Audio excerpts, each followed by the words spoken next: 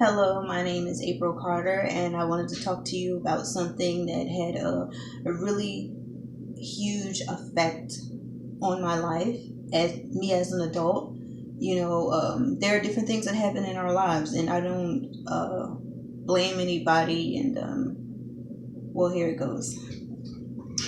When I was young, it seems as if we hardly ever had any food, and I'm talking young as in two, three. And it's funny because different times that we had hard times, I would talk to my mom about it, and she would say to me, "How did you remember that? Or how did you know that? That was a long time ago. How do you remember?" And I don't know how I remember, but I know I just do remember. And it's like when we were in our house, and we had been there for a while, we was living in public housing, her, me, and my sister.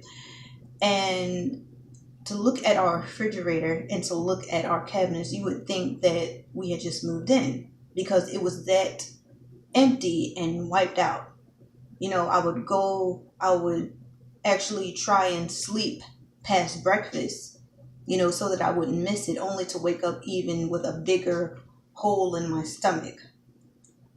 And for anybody who has ever had hunger pains, I lie to you not, I would prefer to have cramps maybe than hunger pains, because at least you can take some Tylenol for some hunger pains. And it's just, we barely had anything, especially food. And so what I would do is I used to go to the cabinets, look inside the cabinets, inspect it, and then I would look in the refrigerator, completely empty. It was something in there, but it was like, it was a water jug in there, but there was no water in it. I think we had like a can of vegetables in the cabinet, but it had been old and I think was dust on it even. I remember there was a lot of times and that we didn't have deodorant, and we used to have to put soap underneath our arms. We would wet it and put it underneath our arms, and I don't really think that helped. But I used to kind of pace back and forth maybe to the kitchen because I would say to myself, "Well, hold up, there's just no way that there's no food in there." So I said, "I gotta be mistaken." And after I inspected the refrigerator and the cabinets for about the sixth time, I think that's kind of when I realized, okay, we really don't have any food in here. And I remember being very weak from hunger, so weak to the point where I was shaking. Um, I was bent over, very weak, very skinny, and I used to try and drink water from the spigot, which was just taste horrible. And I tried to fill my stomach up, which that didn't work either. My stomach was still hurting, and when I realized that there's nothing that I could do, I went on the couch and bent over in hunger, shaking, and my mom started crying. Actually, I started crying first, and then she started crying, and I didn't get it. Like I was like, "Mom, I'm thinking to myself, why is she crying? You're the adult. You're supposed to go out there and you know get food for us. You know." And it's funny because it had a huge impact on my life.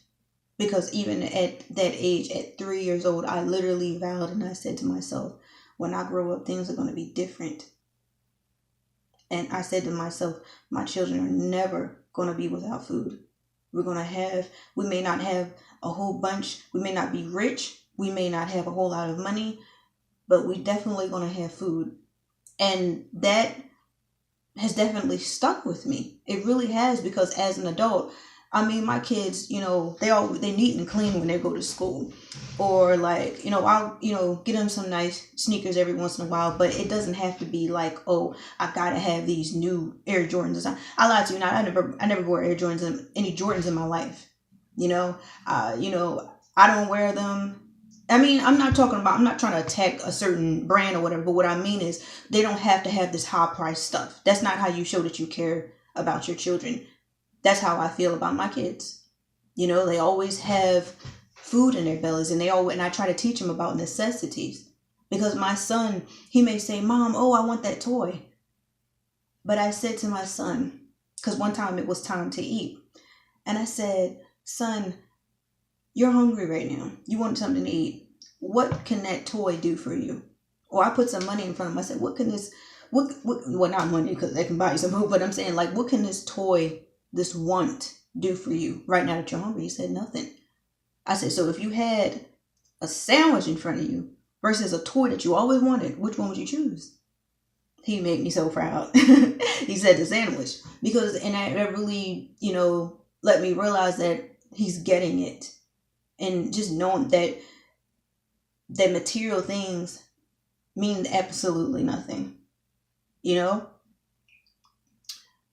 It just really shaped me as an adult, and it's funny because when I joined the military when I was 18, the tables kind of turned.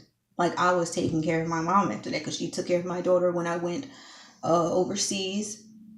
And I'm a good provider because of the things that happen in my life. And I think that to anybody who's watching this video and you've hit hard times, or if you're going through hard times, just know that you have the power to